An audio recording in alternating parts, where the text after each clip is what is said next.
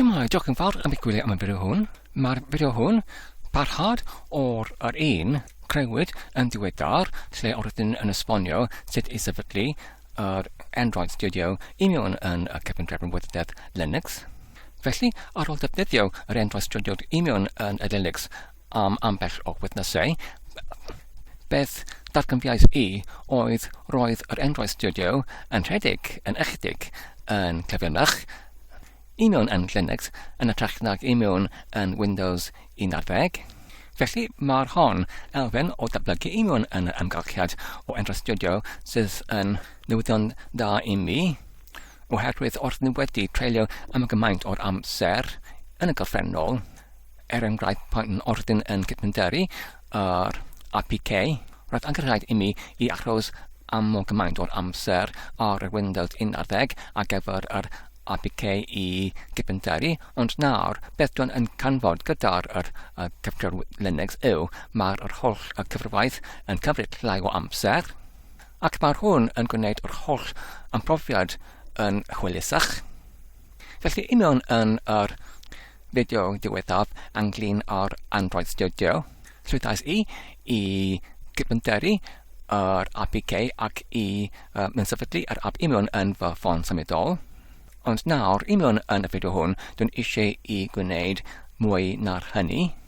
Felly y bwriad o'r fideo hwn yw i datblygu rhyw fath o'r tudalen HTML sydd yn ychydig yn cymdeithach nac yr un i mewn yn yr fideo diwethaf ynglyn â'r Android Studio. Enghraifft, efallai gyda'r prif tudalen ysgrifennydd i mewn yn y cod dyddiad HTML, ac wedyn mae'r cod neu'r ffail HTML hwn yn galw ar yr ffeilau eraill JavaScript allanol, ac wedyn mae gyda ni ambell o'r botymau ar y tudalen hon sydd yn gallu gwneud rhyw fath o trydiad pan y maen nhw'n cael eu clicio arno. Felly nawr, os ydych chi'n edrych ar y sgrin, felly ar y ochr dde mae gyda ni cod tadiad oddi wrth yr ffeil yr mainActivity.kt, ac wedyn mae gyda ni fan yma ar y llinell yr 1/15 y clas mainActivity, lle ydyn yn datganu dosbarth mainActivity sydd yn galw ar yr ffwthiant greeting neu anerchiad fan yma, ac beth mae'n digwydd yw ydyn yn pasio mewn yr neges ar gyfer yr anerchiad, ac wedyn os ydyn edrych ar y llinell yr 34 fan yma, mae'r hwn y cod tadiad ar gyfer y ffwthiant greeting sydd yn arddangos trwy'r ffwthiant text fan yma ar llinell 35 yr neges hello, ac wedyn yr enw oedd wedi cael ei pasio mewn i'r ffwthiant. Felly i mewn yn y fideo hwn, beth dwi'n amcanu i gyflawni yw yn ytrach nac i defnyddio yr ffwthiannau i mewn yn y iaith aglenni y Kotlin i datblygu yr app. Dwi'n eisiau gwneud hyn trwy'r HTML ac hefyd JavaScript ac hefyd CSS. Ond ar gyfer hwn, mae'n rhaid i mi i defnyddio yr cydran oddi wrth Kotlin neu Android Studio gyda'r enw WebView neu'r olygfa wefan. Felly, dyma'r bwriad o'r fideo hwn, sef i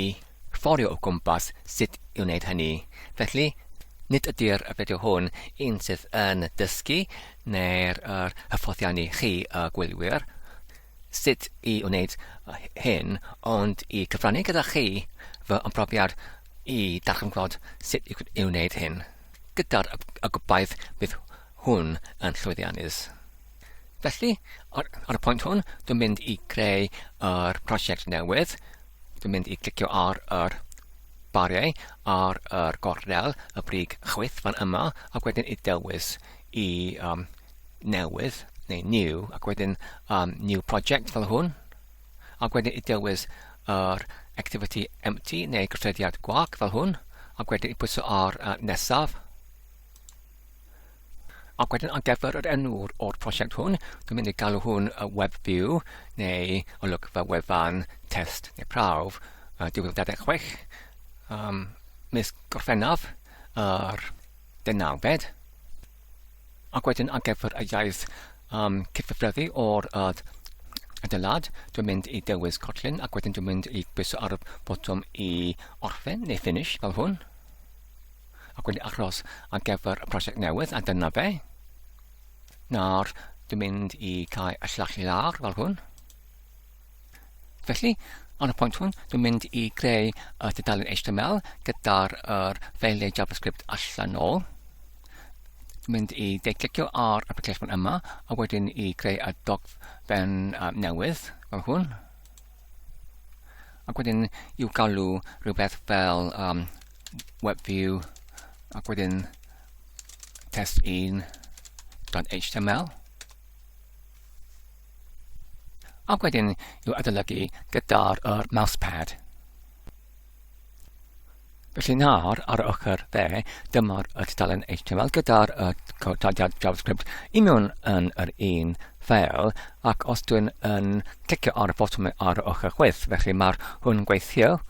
fel hwn, os dwi'n clicio ar y botwm enghraifft gyda'r clic 2, felly mae'n arddangos y deges you clicked to, ac wedyn ar gyfer y botwm gyda'r geiriau click 3, felly mae'r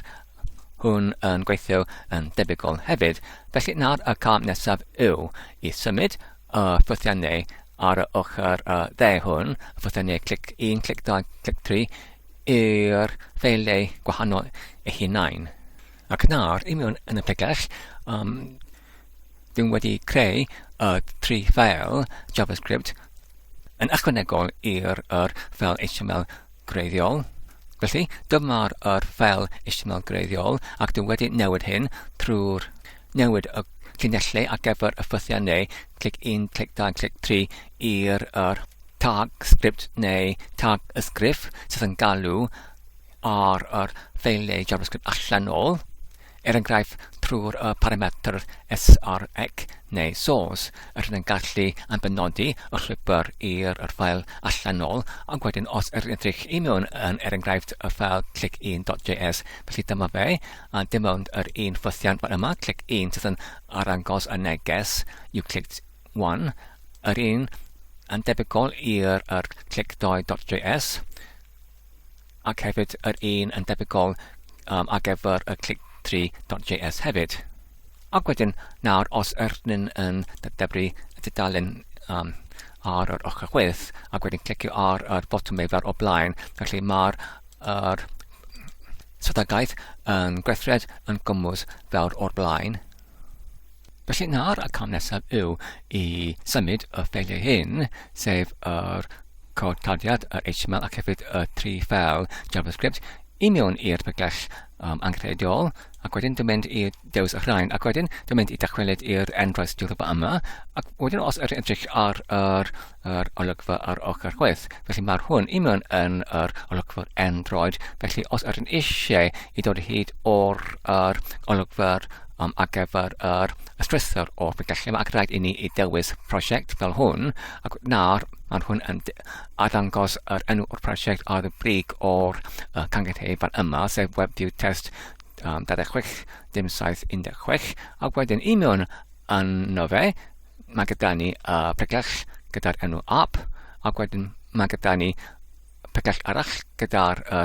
enw srec, neu tardat, neu source, ac wedyn dan yr pregell hon, mae gyda ni pregell gyda'r enw main. Felly, ar gyfer y pregelliau, mae rhaid I ni I osod yr codiad HTML, mae rhaid I ni I creu pregell arall gyda'r enw assets neu asset neu assetau. Felly mynd mynd I declicio ar main fan yma, ac wedyn dwi'n mynd I creu pregell arall, I dewis directory neu cyfeiriad neu pregell, ac wedyn I roi yr enw assets fel hwn, ac wedyn pwyso ar y botwm dodiad. Nawr mae'r hwnnw wedi creu y pregell assets neu assetau dan y pregell main neu prif, ac wedyn nawr dwi'n gallu symud neu copio yr 4 ffeil fan yma I mewn i'r pregell newydd fel hwn trwy'r clicio dewis dewisiad neu paste neu gludo fel hwn. Nawr mae gyda ni y 4 ffeil I mewn yn y pregell assets. fel hwn. Felly nawr, ar y pwynt hwn, beth dwi'n sylwi yw, dwi'n wedi creu yr fath anghywir o'r prosiect ar gyfer y WebView, oherwydd os ydyn edrych I mewn yn y pygell res fan yma, os ydyn eisiau I creu y WebView, mae'n rhaid I ni I defnyddio y pregell gyda'r enw layout, ond does dim unrhyw pregell gyda'r enw layout, ac rheswm ar gyfer hwn yw mae'r fath o'r prosiect hwn yr un sydd yn newydd, sydd yn cael ei adeiladu gyda'r beth sydd yn ei galw Jetpack Compose. Felly, os ydyn yn defnyddio Jetpack Compose math o prosiect, felly ydyn dal yn gallu defnyddio yr elfen neu'r cydran WebView, ond bydd hynny yn anotach. Felly, os ydyn eisiau I creu yr WebView I mewn yn y modd sydd yn symlach, felly mae'n well I ni I creu neu ail-greu y prosiect o'r fath arall, sef y prosiect gyda views neu olygfeydd yn edrych na gyda'r Jetpack Compose. Felly, ar gyfer hwn, mae'n rhaid I ni I dechrau oddi o'r dechreuad unwaith eto ac wedyn I ddileu y prosiect gyfredol hwn. Felly, dwi'n mynd I gwneud hynny nawr. Dwi'n mynd I dewis y bari oddi o'r y gornel brig chwyth fan yma ac wedyn I dewis yr new ac wedyn new project fel hwn ac wedyn I dewis yn edrych na I dewis empty activity yr un fan yma sydd yn creu y project o'r fath yr Jetpack Compose sydd yn anaddas neu yn ansyml ar gyfer yr WebView. Felly mae'n rhaid I ni dewis empty views activity neu gyffrediad golygfeydd gwag fel hwn ac wedyn pwyso ar nesaf ac wedyn mynd I roi yr enw unwaith eto ar gyfer y prosiect hwn sef WebView test ac wedyn 26 dim 716 ac wedyn dwi'n mynd I roi llythren B oherwydd mae'r hwn ar ail ymgeisiad ac wedyn dwi'n mynd I derbyn popeth arall I mewn yn y sgrin hwn ac wedyn I dewis ar finish neu gorffen fel hwn ac wedyn I achos ar gyfer y prosiect I llwytho. Nawr, os ydych I mewn yn yr pregell res fan yma, felly nawr mae gyda ni yr pregell gyda'r enw layout. Wedyn, yn yr un modd fel o blaen, dwi'n mynd I creu pregell ar gyfer yr assets neu assetau dan yr pregell o'r enw main neu prif fel hwn, sef I declicio ar main ac wedyn I dewis new ac wedyn directory neu pregell neu cyfeiriad ac wedyn I dewis assets fel hwn. Wedyn pwyso ar y botwm dodiad ac wedyn nawr dwi'n gallu dewis y 4 ffail fel o'r blaen ac wedyn I declic arnynt ac wedyn I dewis I copio ac wedyn ar yr prosiect arall I mewn ar yr pregell assets I declicio arno ac wedyn I dewis paste neu gleido fel hwn ac wedyn I dewis OK neu iawn a dyna'r y 4 ffail fel o'r blaen. Nawr dwi'n gallu cael I lawr y prosiect arall sef gyda'r y fath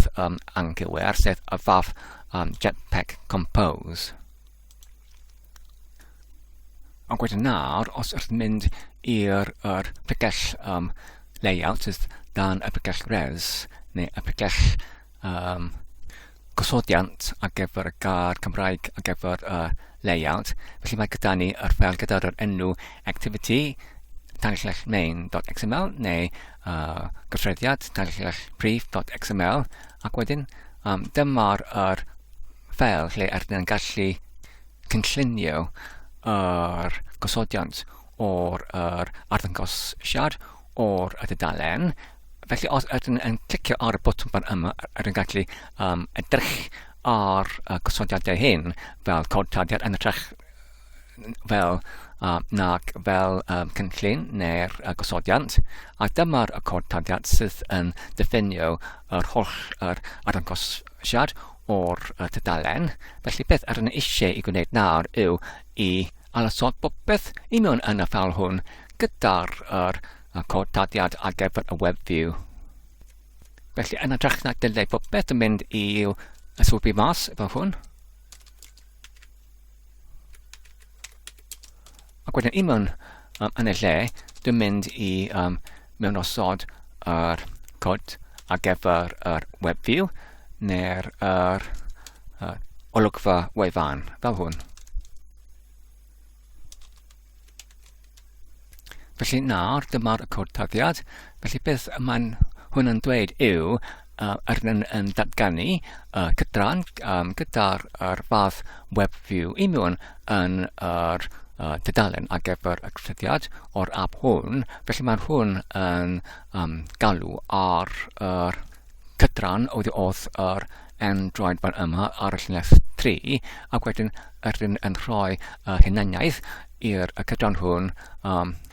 i fod WebView ac wedyn ynglyn ar uchder ac hefyd lled o'r cydran hwn. Mae hwn yn agored i gyfelybu neu gyfartalu gyda'i rhiant. Ac wedyn y cam nesaf yw i ychwanegu mewn yr cod sydd yn rhedeg mae'r app hwn yn dechrau. Ar gyfer hwn mae'n rhaid i ni i mynd i'r bregell dan yr bregell main ac wedyn Java ac wedyn mae'n rhaid i ni i adolygu yr ffeil gyda'r enw main activity fan yma. Felly, yn gyntaf mae'n rhaid i ni i swybu mas llyfrgelloedd nad ydyn nhw yn cael ei defnyddio na mwy oherwydd yn ytrach i defnyddio gosodiad fer o blaen nawr yn defnyddio WebView. Felly ar gyfer hwn yn gallu sylwi mas llinell lle 4 yr app hwn yma ac wedyn llinell 6 ac wedyn llinell 7 ac wedyn yn gallu neu mae'n rhaid i ni i mewnforio llyfrgelloedd ar gyfer WebView sef mae'n rhaid i ni i mewnforio llyfrgell android.webkit a wedyn .websettings fel hwn ac hefyd android.webkit.webview fel hwn ac hefyd android.webkit.webview client fel rhain. Ac wedyn yn gallu swybu mas popeth sydd i mewn yn ffwythiant main activity neu'r gryffrediad prif fel hwn a wedyn yn gallu mewn osod yr cod tardiad sydd yn rhedeg ar gyfer sydd yn defnyddio y WebView pan mae'r app hwn yn dechrau. Yn gyntaf, mae'n rhaid i ni i datganu yr gwrthrych ar gyfer WebView sef yr hwn fan yma ar llinell 26 ac wedyn nawr mae'n rhaid i ni i ychwanegu yr gosodiadau ar gyfer yr cydran y WebView hwn. Felly, dyma'r llinellau newydd sydd yn rhedeg pan mae'r app hwn yn dechrau. Felly, beth yn digwydd i mewn fan yma oedd y llinellau 27 i'r 40. Felly, esbonio yn gyntaf ar y llinell 27 mae'r hwn yn prawholi ydy'r bundle neu'r sybyn yn bodoli sef save instant state neu cyflwr o'r enid allibwyd ydy hynny yn bodoli enghraifft os ydyn yn defnyddio ffôn symudol ac wedyn os ydyn yn dychwelyd i'r app o'r app arall felly ydy hynny wedi cael ei creu fel cyflwr sydd yn bodoli neu fel y sybyn i mewn yn y cof o'r device neu ydy hynny yn nôl felly os ydy hynny yn nôl dyma'r adroddiad o'r arwyddnod y gofynod fan yma. Os ydy'r sybyn neu y bundle yn nôl, felly mae'n rhaid i ni i greu yr cydran neu y sybyn neu'r gwthrych i mewn yr cof o'r device symudol.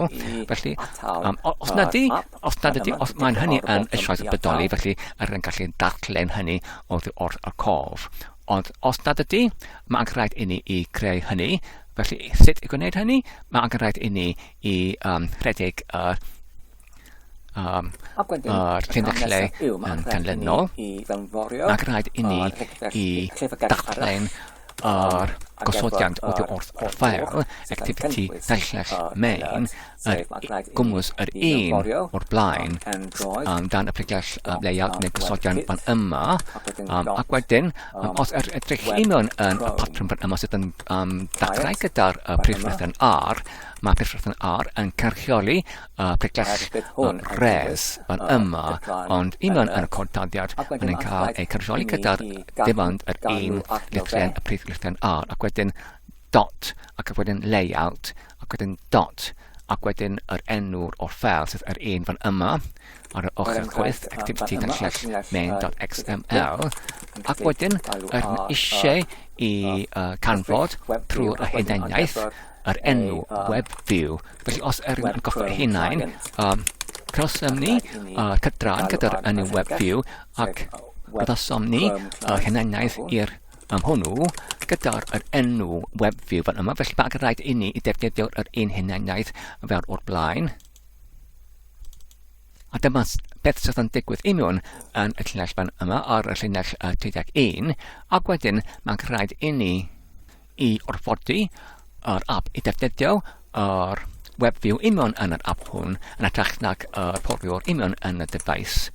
Ac wedyn, yr yn gallu gwneud hynny ar y llinell 32 trwy'r llinell hon, sef i ambenodi yr cleiant ac efo'r WebView i fod y gwthrych WebView cleiant yn atrach nag enghraifft y porfiwr ar yr device symudol. Ac wedyn, mae'n rhaid i ni nesaf i ambenodi y gosodiadau ac efo'r gwthrych hwn, sef y WebView ar llinell 34 yn eisiau i caniatáu yr codadau JavaScript i rhedeg i mewn yn WebView ac hefyd mae'n rhaid i ni i caniatáu y defnyddiad o'r ystorfa i mewn yn yr docwinaeth o'r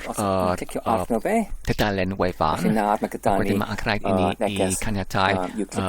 mynediad i'r cyfundrefn ffeil ac wedyn mae'n rhaid i ni i enghraifft i caniatáu yr mynediad i'r cymysiad hefyd ac hefyd i anghraid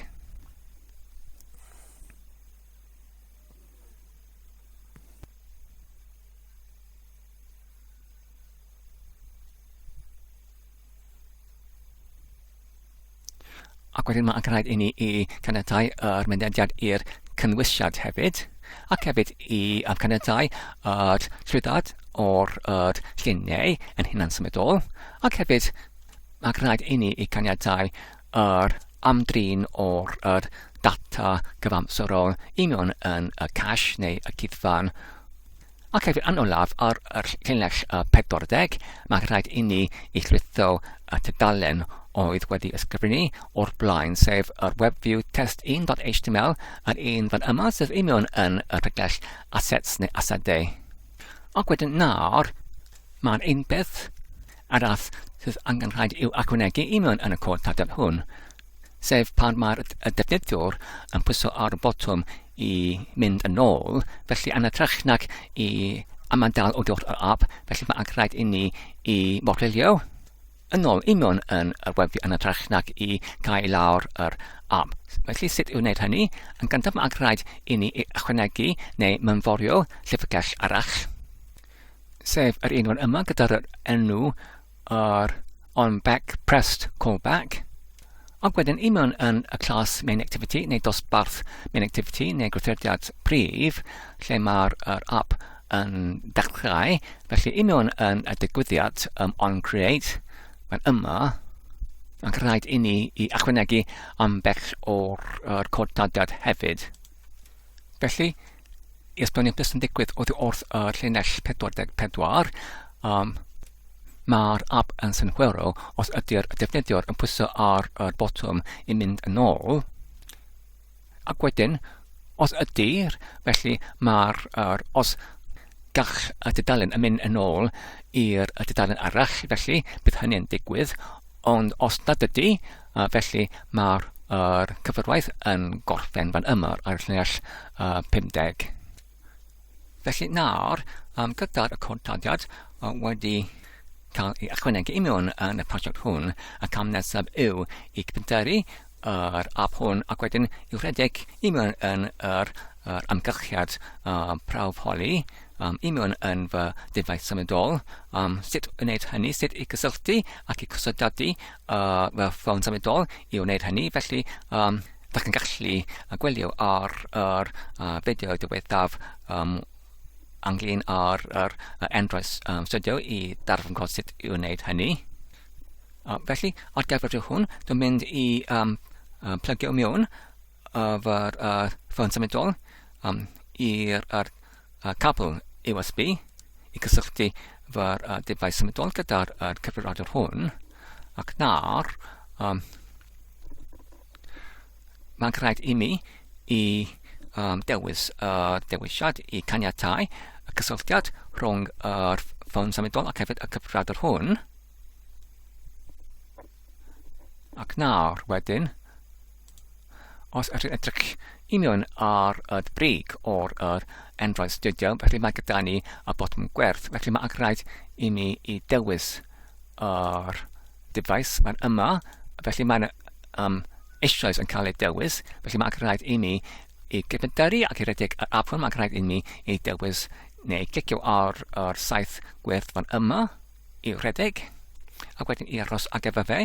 i redeg ar fy defaith symudol.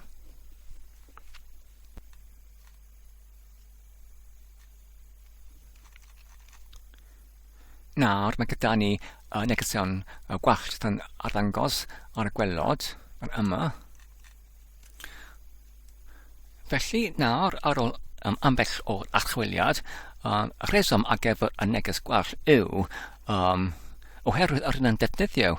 yr fersiwn diweddarach o'r Android Studio, sef yr fersiwn gyda'r enw safle iar neu'r Quail. Felly, pan ordnyn yn gynedlu y prosiect hwn, roedd hynny yn ytrach nag i defnyddio y cydrannau diweddarach, mae'n hwn yn defnyddio neu anbenodi yr un sydd un cyn yr un diweddarach,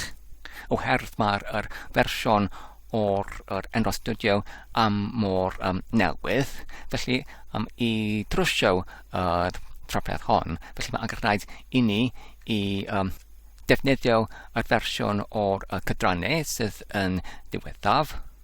neu sydd yn fwyaf diweddar. Sut wneud hynny? Felly mae'n rhaid i ni i mynd i'r ffeil gyda'r enw build.gradle.kts. Ar gyfer hwn, mae'n rhaid i ni i dewis yr olygfa Android yn ytrach na prosiect i dod o hyd o'r ffeil cywer fel hwn, ac wedyn mae gyda ni ddoi ohonynt, yr un fan yma sydd yn cymwysio i'r prosiect, ond yr un rydyn eisiau i adolygu yw yr un fan yma sydd yn cymwysio i dim ond yr un modiwl. Felly i mewn yn yr ffeil hwn, ydyn gallu saflu mas yr hen cod fan yma, a wedyn i osod i mewn y cod newydd, sef yr fersiwn yn cyfartalu i'r goslongiad, neu release 37 fel hwn. Ac wedyn nawr, oherwydd ydyn yn defnyddio y fersiwn 37, mae'n rhaid i ni i dewis wrth yr diwylliant ar y brig, yr offrennau neu tools, ac wedyn yr SDK Manager neu rheolwr SDK, neu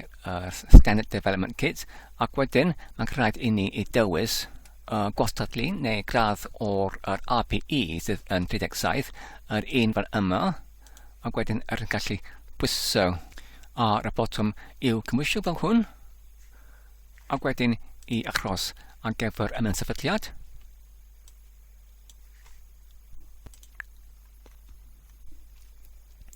A dyna ni, ac wedyn clicio ar y botwm Finish neu Orffen, ac wedyn Iawn. Ac nawr, dwi'n wedi clicio ar yr eicon yma, sef y mothwell I adeiladu neu cyfunduru yr app hwn.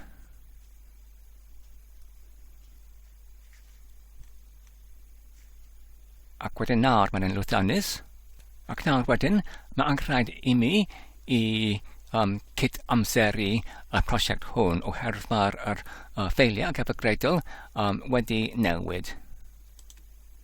Felly dwi'n wedi clicio ar cyswll I cyd amseru ac wedyn y cam nesaf yw I aros arno fe. Ac nawr mae'r saith gwir yn dangos ar y brig ac wedyn I rhedeg hwnnw I mewn yn fy dyfais symudol a mae'n rhaid I mi unwaith eto I clicio ar hwnnw fel hyn.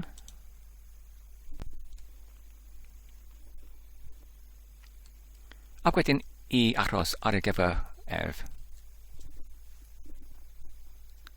Ac nawr mae'r app yn rhedeg yn llwyddiannus I mewn yn fy'r dyfais symudol os enghraifft dwi'n clicio ar y botwm click 1 felly nawr ydy unrhyw beth yn digwydd felly mae'r dudalen yn arddangos yn llwyddiannus ond nad ydy'r JavaScript yn gweithio yn llwyddiannus oherwydd nad ydy'r neges yn arddangos ar y sgrin. Felly ar ôl ambell o'r archwiliad, y rheswm ar gyfer hwn yw oherwydd os ydyn eisiau I arddangos yr effrawad neu yr alert I mewn yn yr app, mae rhaid I ni I defnyddio yr cydran sydd yn porwr yn edrych nag dim ond y WebView. Oherwydd mae'r alert neu effrawad y rhanbarth o'r porwr yn edrych nag WebView. Felly, I datrys hwn, dwi'n mynd I atal yr app. Mae'r yma, trwy clicio ar y botwm I atal. Ac wedyn, y cam nesaf yw, mae'n rhaid I ni I fewnforio yr llyfrgell arall ar gyfer yr porwr sydd yn cynnwys yr alert, sef mae'n rhaid I ni I mewnforio android.webkit ac wedyn .webchrome client fan yma oherwydd bydd hwn yn cynnwys yr cydran alert ac wedyn mae'n rhaid I ni I galw arno fe enghraifft fan yma ar llinell 35 yn gallu galw ar yr gwrthrych WebView ac wedyn ar gyfer ei Web Chrome client ac rhaid I ni I galw ar y llyfrgell, sef Web Chrome client, fel hwn. Ac wedyn nawr, mae'n rhaid I ni I ail-rhedeg yr app drwy clicio ar y botwm gwerth I rhedeg fel hwn. A dyna'r app ar fy ffôn symudol, ac wedyn nawr os dwi'n clicio arno fe, felly nawr mae gyda ni neges you clicked 2, ac wedyn you clicked 3, a wedyn you clicked 1 hefyd. A dyna ni gyd a gyfer nawr. I grynhoi, I mewn yn y fideo hwn, o'r wedi llwyddo I greu y prosiect newydd sydd yn gallu darllen yr ffeil HTML gyda'r ffeili allanol JavaScript ac wedyn I rhedeg I mewn yn y cydran gyda'r enw WebView ac wedyn I dangos yr neges I mewn yn yr alerts neu effrawadau I mewn yn yr app adeilədwyd gyda'r Android Studio. Diolch yn fawr am chwilio am y fideo hwn. Tan y tro nesaf, cadwch gan saf ac yn iach a hwyl.